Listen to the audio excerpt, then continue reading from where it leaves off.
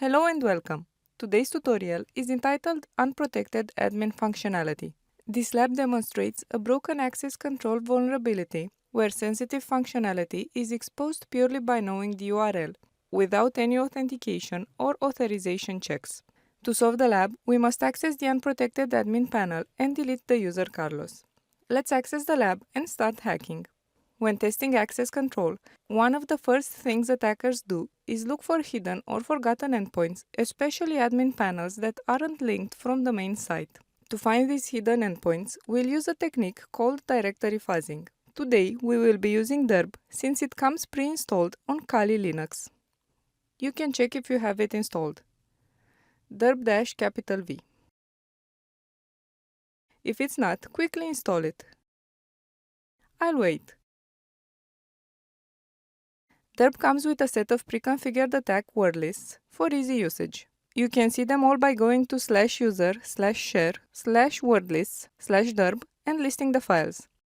By default, derb uses the common .txt list you can see here, so we just have to write derb, your PortSwigger lab URL here.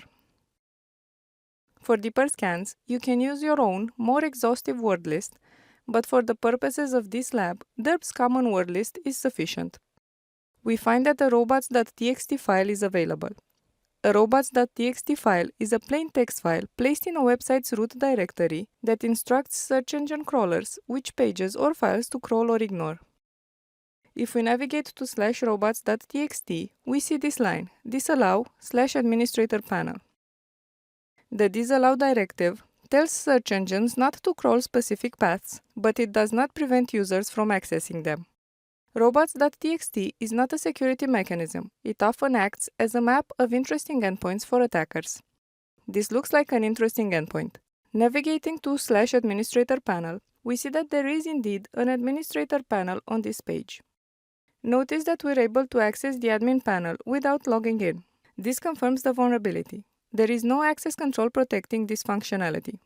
Because the admin panel is unprotected, any unauthenticated user can perform administrative actions, including deleting other users. To solve the lab, we just have to delete the user Carlos. Let's do this now. The lab is solved. Remember, from a defensive perspective, sensitive functionality should always be protected by server-side access control, not hidden URLs. This is it for today's video. See you in the next one. Bye!